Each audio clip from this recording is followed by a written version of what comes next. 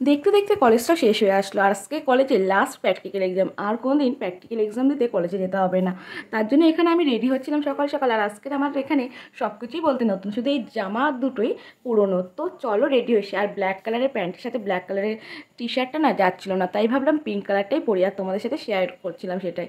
তো এদিকে আমি ড্রেস পরে রেডি হয়ে গেছি। তো চলো, ড্রেস পরলে তো হবে না, প্রপারভাবে রেডি হতে হবে প্র্যাকটিক্যাল এক্সামের জন্য। তো আমি রেডি হয়ে গেছি, আর আমাকে আজকের লুকটা কেমন লাগছে অবশ্যই কমেন্টে জানিও। আর আমাদের প্র্যাকটিক্যাল ড্রেস না পরে গেলে কলেজে নাম্বারটা সেরকম দেয় না। আর এদিকে ব্যাগ নিয়ে পোজ দিচ্ছিলাম, যেহেতু ব্যাগটা আজকে নতুন তাই ব্যাগ জুতো প্যান্ট সবই নতুন, শুধু জামাটাই পুরনো। তারপর সাইকেল নিয়ে বেরিয়ে পড়লাম, আর কলেজে গিয়ে দেখা হচ্ছে। আর কলেজে এখানে এসে একটু কমন রুমের সামনে আয়না একটু ঢং করছিলাম, আর এদিকে এক্সাম টেক্সাম দিয়ে আমরা বাইরে এসে সবার প্রোফাইল আনলক করছিলাম অ্যাডমিট বের করবো বলে।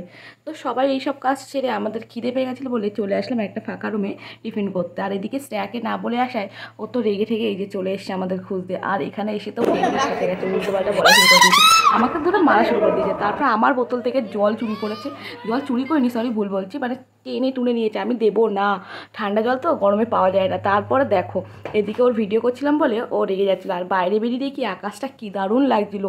আমার আজকে খুব ভালো লাগছিলো, কলেজে এসে এত হাওয়া দিচ্ছিলো। তো ভিডিও করছিলাম, এদিকে তার মধ্যে ঝাপা বৃষ্টি শুরু হয়ে গেছে। আর বাইরে বেরিয়ে গাড়িতে উঠতে পারিনি। তারপর আবার কলেজে ঢুকে এখানে একটু ভিডিও করছিলাম।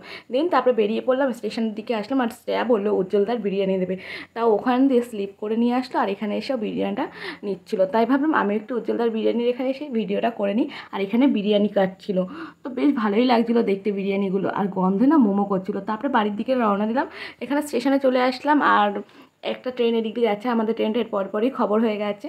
তো আমি বাড়ি আসতে লাগি, সাবধানেই আসি, তোমরা সেই কামনাই করো। আর এদিকে আমার ভিডিওটা অবশ্যই লাইক কমেন্ট শেয়ার করে দিও। টাটা।